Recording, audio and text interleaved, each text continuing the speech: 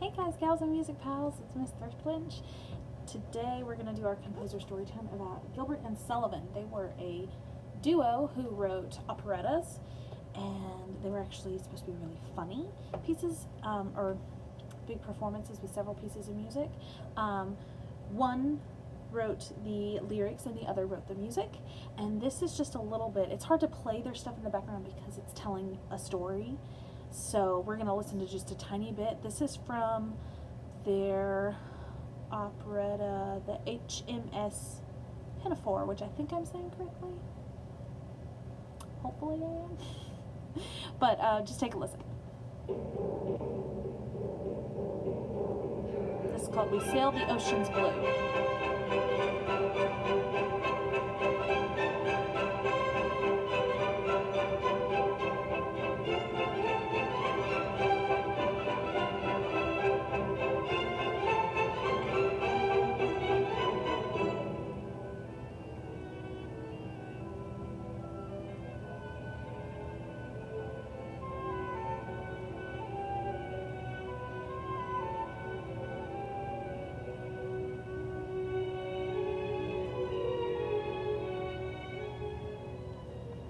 So, I'm going to pause that because if I let it roll between songs, then we're going to miss the story of the show, and that's kind of defeating the purpose of listening.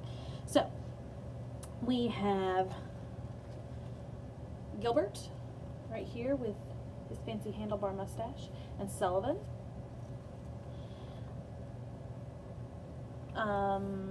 Let's see. Gilbert was born in London, England in 1836, and he died in Harrowweald, England in 1911.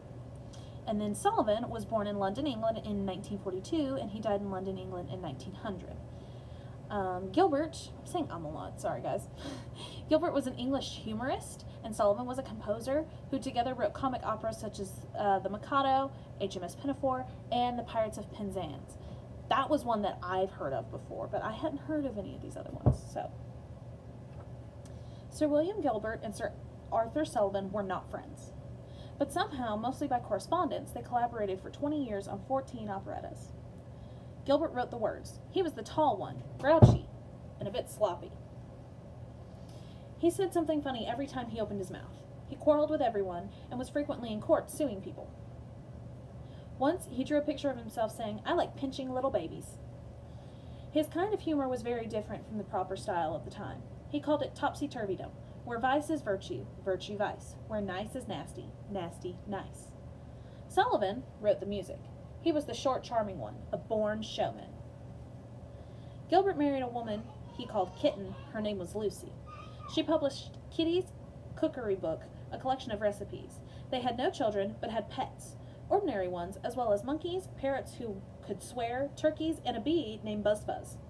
And they treated like people. Each pet had its own bed and its own toys. That's how my pets are.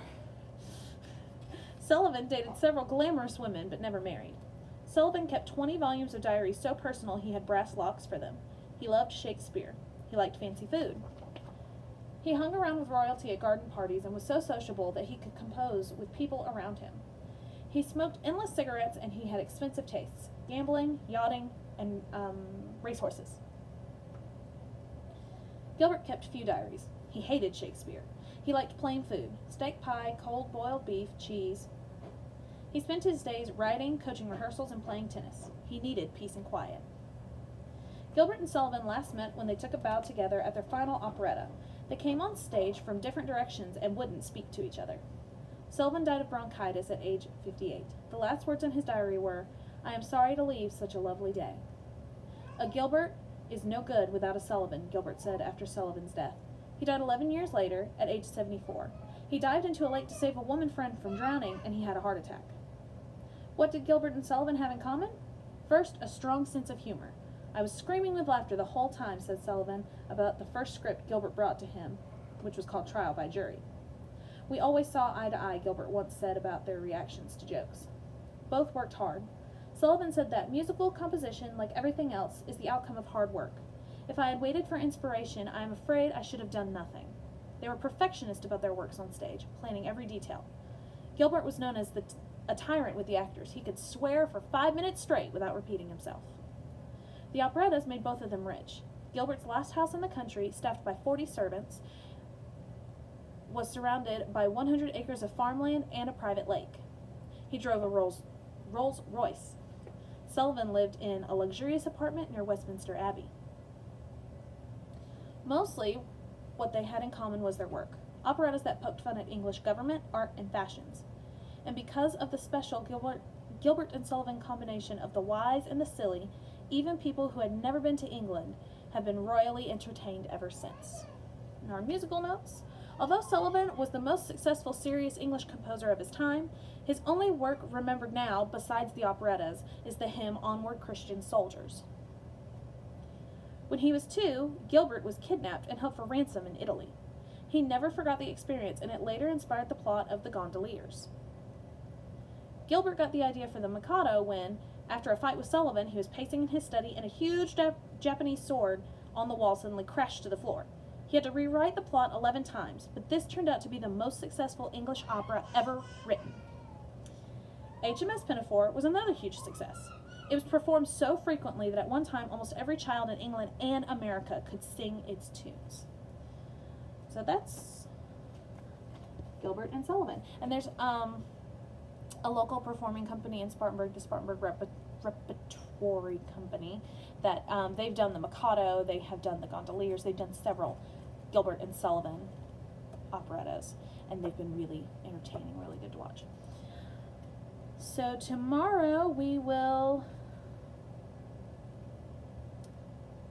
be reading about Scott Joplin, and he is an American pianist. Some of you may recognize his name, and you will certainly recognize the tunes that we get to listen to. So, till tomorrow, I will see you later, guys, gals, and music pals.